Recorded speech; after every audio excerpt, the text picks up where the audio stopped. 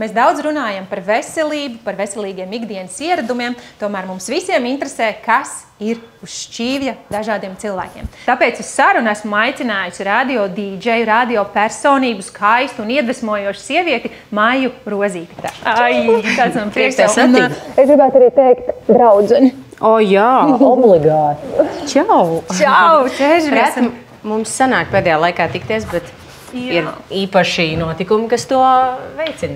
Jā, man ir liels prieks. Un mums jau ēdiens ir gatavs, tāpēc mēs jau arī sagaidām Andri Rūmīti, kurš ir īpaši tev pagatavojis, jo risotto ir tavs mīļākais ēdiens. Vispār viens no, jo es sevi uzskatu par tādu kā foodie, un droši vien, ka tādu pilnīgi vienīgo izvēlēties būtu gandrīz neiespējami, bet jā, risotto man ļoti patīk. Sveicināt, dāmas! Čau, Andri! Jā, šodien īpaši ēdiens, kas ikdienā nav hercoga ēdiententē pieejams, bet mēs vienmēr varam pagatavot viesim kaut ko īpašu. Tad būs risotto, kur ar sēnēm. Paldies! Te īpaši risotto, tāds saulains. Ar safrānu. Ar safrānu, milanēzi, ar jūras ķemītēm. Es jūtu, ka maijā vai kaut ko tādu bišķi šikāku. Es arī ūdentiņu jums papildināšu. Paldies! Jā, ūdens arī jādzer. Ir, jā. Nu, tad labu apetīti, es teiktu. Paldies. Tad, kad tu arī ceļo, tad tu izvēlies, cik es tev sekoju līdzi sociālajos tīklos. Tas ir tas, ko tu īstenībā izvēlies arī pasaulē braucot, vai ne? Tu domā risotto? Risotto, jā. Nu, kā jau tas ir itāļu ēdiens, un tāpēc Itālijā jā, bet citur pasaulē nav tā, ka es speciāli uz to izēju. Es esmu diezgan arī atvērta kaut kādām jaunām lietām. Principā es laikam pat ēdu visu. Ar kaut kādām zināmām niansēm, no kurām es izvairos. Man nepatīk īstenībā ātrās pagatavošanas ēdiens, un tāds fast foods vispār nav nekādā veidā mans vilinājums. Tāpēc arī ieturēt tādu pietiekami veselīgu to ēdienu kārtu ikdienā, tā man ir norma un nav arī nekas sarežģīts, tas nav nekāds izaicinājums. Jā, tāpēc ir jau tas jautājums, kas mums interesē, kā tu sevi uzturi tik labā formā, jo tu daudz arī ceļo. Šobrīd starptautiskā dīdžejs, to ārpus Latvijas robežām, kas tev kolosāli piestāv. Bet droši vien arī svarīgi ir to ne tikai fizisko formu, bet arī enerģiju uzturēt. Nu jā, kā jau es teicu, tas man ir tāds ritms, kas man ir ierasts jau kopš seniem laikiem. Tā, tas nav nekas tāds, pie kā es speciāli piestrādāju vai pie kā es ļoti piedomāju. Tas ir tāds... Cieties, jāturoju, kā gribas, bet nevar. Nē. Jo viens no tādiem pamatprincipiem ir tāds, ka ja kaut ko dikti gribās arī ārpus ierastā, tad es sev ļauju. Un sevi nešaust par to. Un tā kā pelnus uz galvas par to nebar. Tas baznīca neapstāv piedošanu. Nē, neko tādu. Man liekas, arī tas ķermenis un organisms pats droši vien, ka saprot to režīmu, ka tu viņu nestrostē un neieliec kaut kādos ļoti stingros rāmjos. Tāpēc arī pirmkārt neprasās neko daudz tādu ārkārtēji. Un pat tad, ja sanāk, tad tas, ne tas aiziet uzreiz labumā, ne tas arī kaut kā psiholoģiski traucē. Kas ir tās tavas galvenās 3 zelta sastāvdaļas ikdienai, ka tu zini, šo es ievēroju uzturā, to es daru, un tad es jūtos gan enerģiski, un arī saprotu, man patīk tas, ko es redzu spogulī. Jo es pieņemu, ka vajadzētu būt, ka tev patīk. Man patīk. Ļoti labi. Mums arī patīk. Paldies. Nē, man liekas, tas pat nav ne narcisisms, ne kaut kāda paštīksmināšanās vai jebkas cits nosodams, jo ir svarīgi tas, lai tu pats jūties savā ādā labi, lai tu sev patīc, kas arī ir, protams, savstarpēji saistītas lietas. Un tad tikai tālāk var kaut kas labs sanākt arī uz ārpasauli. Tas ir viens. Par manu pašsajūtu vai par tām neatņemamajām sastāvdaļām. Kopumā tad, protams, viss tas, ko mēs jau zinām, kustība, uzturs ir tā kā svara un tādas kopējās formas jautājumā droši vien, kā tāds jūtamākais, bet jā, protams, kustība, miegs, tā kā dienas režīms kopumā un arī kaut kādas skaistuma lietas un procedūras. Un es droši vien, ka pagājušajā pavasarī sāku ļoti daudz pārvietoties kājām. Tā, ka tas man ir iegājies kā tāds absolūts ritms un norma. It īpaši tad, kad laikapstākļi atļauj. Būtībā var arī jebkādos laikapstākļos staigāt, bet Jā, īpaši tādos baudāmos es esmu nostaigājis dienā milzīgus kilometrus, un tas arī ir uztrenējis to sajūtu, ka tas vispār nav nekāds, tas pat neliekas atkal, kā jūs teicat, izaicinājums vai kaut kas īpašs, tā vienkārši ir tāda, pašsaprotama lieta. Un galvenais, kādu tu jūti tonus ķermenī visā, un plus vēl tas laiks arī pabūt ar sevi, jo es nemeditēju īsti, un droši vien, ka nemāku to darīt. Mēs esam citos redzījumos par to runājuši, un es tā arī neesmu nekur progresējis ar šo, bet tā iešana kājām ir iedevusi to iespēju pabūt ar sevi, paklausīties savu mūziku, kaut kā sastrukturēt savu dienu vai pat tālāko laiku un tā. Tas iedod tā kā prātam to tonus, un fiziskā staigāšana fiziski arī iedod visam ķermenim. Lūk, un tādā veidā es arī staigāju uz savu sporta zāli, kurus cenšos apmeklēt katru rītu darba dienās. Nevienmēr sanāk, bet jā, mans tas dienas sākums ir tāds, ka es pavadu bērnus uz skolu un tālāk duru cauri vecrīgai kājām uz Pārdaugavas pusi, kur ir mana zāle. Un tur tad es nosportojos stundiņu apmēram ar treneri. Un tad, ja laika pietiek, tad nāku atkal kājām atpakaļ uz Rīgas centru un tad jau dodos savos darbos. Jā. Un kas ir, teiksim, ko tu saproti no tā? Es atturos, es varbūt to gribētu biežāk, bet, teiksim, ir daži, kuriem ļoti garšo vafeles kūka vāverīti, bet saproti, es ēdīšu katru rītu pie kafijas, nevar. Vai ir kaut kas tāds, kas tev, saproti, garšo, gribētos, bet, es saprotu, tam prātam pasaku nevajag varbūt tik bieži. Laikam varbūt pat vispār kaut kāda miltu izstrādājuma, kas pēc idejas, nav tā, ka man ļoti vajag vai prasās, bet ir periodi, kad ļoti labi izdodās ieturēties un vispār neko no tā neaiztikt, un tad ir tā, ka ieslīd pa kādam mazumiņam arī pie tās pašas kafijas, it īpaši ārzemēs kaut kādā Parīzē, piemēram, tu nevar bez tā krosāna iztikt vai vispār Itālijā esot un tā. Un tad ir, tad tu domā, ka tu ieej tādā kaut kādā inercē ar tiem miltu izstrādājumiem, bez kuriem var iztikt. Bet vispār tādas ļoti izteiktas vilkmes pēc tiem man nav, par ko man ir tiešām prieks, un ne pēc vāverītes, ne pēc kaut kā cita, tāpēc, kaut kādas, kaut kas tāds, ko kārojas, kā jūs teicu, es sev par to nešaustu un nesodu dikti. Un vispār man īstenībā pēc otrā bērna kaut kā pamainījās arī tās garšu preferences droši vien, jo man agrāk dikti garšoja saldumu vairāk krietni. Un tagad man nav tā, ka tā ir tāda obligāta vajadzība. Ir dienas, ka es varu arī pēst kādu šokolādes, labi, tāfelīt, bet kādas vairākas gabaliņas. Bet tā, ikdienā nē. Jautājums, kā ir, vai tu mājās tev pašai patīk gatavot, vai tu jūti, ka viņiem arī mainās tas, ko viņi ēd, ko viņi grib? Es jau domāju, bieži mammām vienā dienā garšo kotlets un pēkšņi negaršo kotlets. Kā tu pievērš uzmanību viņu uzturam? Ir tā, ka pirmkārt es gatavoju, un man liekas arī tīri labi man tas padodas, bet tad ar tiem maziem kustoņiem ir tieši tāpat kā ar visiem citiem bērniem, ko es esmu vienkārši jau pieņēmusi. Es domāju, ka tu tā dikti uzspiest noteikti nevar, tas vispār nestrādā, bet es ticu, ka lielākajā daļā lietu tu bērnus var iemācīt ar savu piemēru, bet ar ēšanu droši vien, ka tas notiek kaut kādā jau apzinātākā vecumā. Man gan bērni jau ir diezgan lieli, un puika pilnīgi noteikti ir arī skatoties uz mani un arī ieklausoties tajā, kā mēs runājam, par to, ka tas ēdiens tā nav tikai kaut kāda, es nezinu, vai izsaukuma apmierināšanas instruments, vai kaut kāda našķošanās, vai kaut kas tam līdzīgs, bet ēdiens ir tas, kas iedod mums to pareizo degvielu ķermenim, vispār, lai visam pietiek adekvāti daudz spēka, enerģijas un visa. Un viņš iedziļinās, un arī atšķirībā no mazotnes, viņš tagad ir krietni atvērtāks kaut kādai plašākai ēdienkartes izzināšanai, kaut kādām jaunām lietām un tā.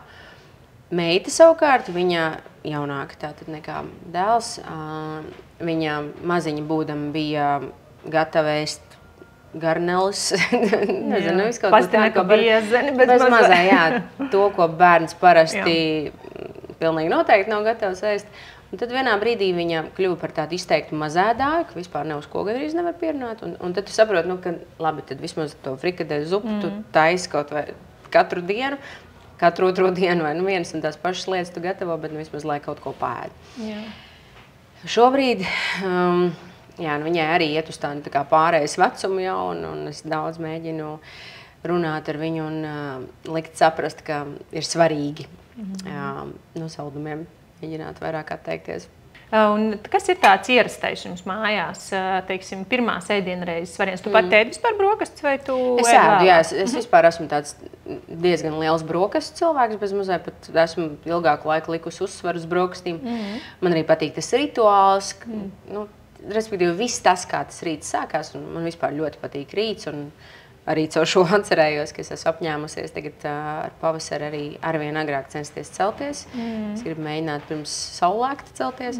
Mēs ēdam olas dažādās formās, mēs ēdam rudzumaizi, kādu riku, bērniem garšo galetas, kukurūzas, rīsu, pilngraudu dažādas un tā.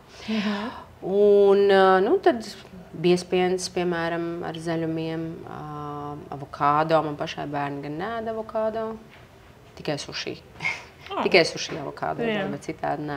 Kā tev ir ar enerģiju, jo tu daudz arī tev sanāk spēlēt naktīs, vai ne? Un ceļot, pārceļot, vai tu ir kaut kas, ko tu īpaši piedomājot, saproti, vai tā enerģija būs, vai tu pa miegu runāji kaut kādas tā galvenās lietas? Miegs ir numur viens faktors šajā jautājumā. Numur viens faktors, tāpēc es arī skaidrs, ka sanāk nevis vienkārši grēkot ar miega režīmu, bet arī profesionāli tā tas sakrīt, ka ir tās tiešām vakar vēlās stundas, dažbrīd nakts līdz pašam rītam, un pēc tam iespējams bez miega tev ir atkal pilna darbdiena un tā. Un tu ļoti jūt, un skaidrs, ka ar gadiem jūt arvien vairāk, bet tāpēc es par laimi, es esmu tas tipāšs, kas man jau draugi smējās, ka es varu aizmigt arī vienkārši kājās stāvot vilcienā, bet es ķeru to katru mirkli, kad es varu to mazo diendusiņu paņemt, un to es arī cenšos izmantot. Bet jā, ja tāpat nesanāk tās stundas kaut kāds, tur es nezinu, droši vien tas minimums ir tās 7, visticamāk, lai labi pilnvērtīgi justos, tad tur ar uzturu diez vai to tā baigi var izlīdzināt. Tā, dāmas. Krēmbrulē, tā ir klasika pasaulē. Šis krēmbrulē Hercogā ir nedaudz savādāk tiek gatavots. Tas ir iebiezinātā piena krēmbrulē. Arī karameli mēs uztaisām kā karameli, tad no viņas putekļus, un tad tikai tad mēs viņus piededzinām.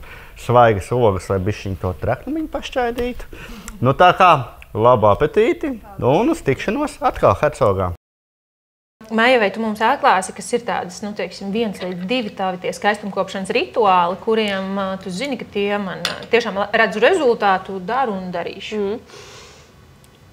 Pirmām kārtām, es domāju, ka ir aplami uzskatīt, ka ir obligāti vajadzīgs kāds palīgs, vai ka ir jāiet vienā laidā pie kosmetologa, vai vispār jābūt kaut kādos salonos, lai sevi uzturētu tādā ikdienas formā, jo īstenībā īpaši sejas kopšanai un ādas kopšanai kopumā pats svarīgākais ir tas, ko tu dari mājās. Un tad visa šī mājas rutīna, rūpīga attīrīšana, pareizo produktu izvēlēšanās, kas der tieši tavai ādai, tavam ādas tipam un tā. Tas kaut kā laika gaitā droši vien dzīves pieredze un saskaroties ar dažādiem produktiem un esot iespēja tos patestēt, tad es esmu pie savu kaut kādu tādu zelta risinājumu nonākusi. Bet es arī mēģinu ik pa laikam kaut ko jaunu. Bet tātad pat nevis kāda procedūra, bet vairāk mājas kopšana. Tas ir viens. Ķermenim pēc sportošanas un vispār, lai tādu noslīpētu efektu liedot, man liekas, pats labākais aparāts ir endosfēra. Man ļoti patīk. It kā viens no tādiem salīdzinoši vienkāršākiem masāžas aparātiem, jo tagad tehnoloģijas tik ātri attīstās un nemitīgi ir arvien jauni kaut kādi tādi, arvien jaunas inovācijas, ko industrija iepazīstina. Bet endosfēra ir, man liekas, tāda tiešām klasiska vērtība. Un strādā, un tur es jūtu rezultātu. Jā. tonusā ķermenis, vai ne? Un arī tiešām, ko tu saki, tā kā skulptūrē mazliet kaut ko tur pielīdzini. Jā. Kaut kāds grubulis ir uzmeties, tad tā ir labi. Vai ne tādā komplektā staigāšana, kā savu ādu tvirtu staigāt un vēl ārēji tāda stimulācija, tas ir tāda forša ļoti tā kombinācija. Jo es ar meitenēm, pie kurām es stāju šīs procedūras, veicu. Arī esmu, protams, diezgan daudz runājis par to, ka ir klienti, kas nāk un domā, ka ar to procedūru tad, tur nodzīs tos 30 vai cik liekos kilogramus un pārējo visu var atstāt novārtā. Bet, man liekas, to ir svarīgi arī apzināties, ka tādu brīnumu nūju nav. Jā. Nav ne diētas. Es nezinu, es personīgi vispār diētu kā formātu baigi neatzīstu. Lai gan angliski diet vienkārši ir uzturs. Ja? Jā, tā nav diētas, tā kā forma. Jā. Tā kā, jā, tas ir grūti pēc tam. Tas, ko tu izvēlies savā regulāri. Bet tādas diētas, kā mēs to latviešu valodā izprotam, tās nekad neesmu ieturējusi un nemaz negribu mēģināt. Tāpēc man liekas, ir svarīgi, ka tu negaidi no tā, ka tu aizies uz endosfēru un pēc tam vakarā iecirtīs šitos pelmeņus ar majonēzi. Vamodīsies no rīta. Jā, tā laikam nenotiek. Jā. Tāpēc visas šīs sadaļiņas kaut kā arī, protams, arī nav obligāts, tur ne fanātisms, ne kaut kāda pārspīlēšana, bet tās visas būtu vēlamas ievērot. Maija, ja tev būtu tādā vienā teikumā tīri tu kā Maija Rozīte, kas ir māksla dzīvot? Māksla dzīvot ir dzīvot ar tādas iekšējās harmonijas sajūtu, ar sajūtu, ka tu pašrealizējies, jūties piepildīts. Un tad arī nes to visu pasaulē. Tā ir māksla dzīvo. Jā, paldies tev. Jūties tajā procesā. Tā kā tu teici, ka tev patīk izmēģināt arī lietas, Latvijā ražot kosmētika, Bio2U, kas ir dabas un zinātnes satikšanās. Iespējams, tev arī iepatīkās, tāpēc dāvaniņa tev no viņiem. Kā arī tu esi arī tāds, tev balītais tu esi. Jā, darbs ir balītēm. Darbs ir balītēm, un šī ir kolosāla spēle, ko Anita Skuja ir izstrādājusi, kas ir vienmēr varbūt kabatā, īstenībā braucot uz svinībām, jo tā ir tāda jubilāram forša aktivitāte par jubilāru. Tāpēc, tas ir kaut kas pikants, vai tu var arī Tur var jaunatnē arī. Šī nav pikantā versija. Super. Jā. Spēles mērķis ļaut jubilāram justies īpašam un mīlētam. Ļoti, jā. Un cik es viņu spēlējusi, viņš tiešām jūtas pilnīgi tā, ka tur vēl ko tu vari labāku dot tai viņa dzimšanas dienā, kā mēs visi runājam un domājam par viņu. Paldies, mīļo skatītāji, ka bija pusdienās ar mani un Maiju Rozīti. Tiekamies katru nedēļu RTV, YouTube, Spotify un, protams, arī sociālajos tīklos. Atā! Atā! Paldies, ka uzaicinājāt!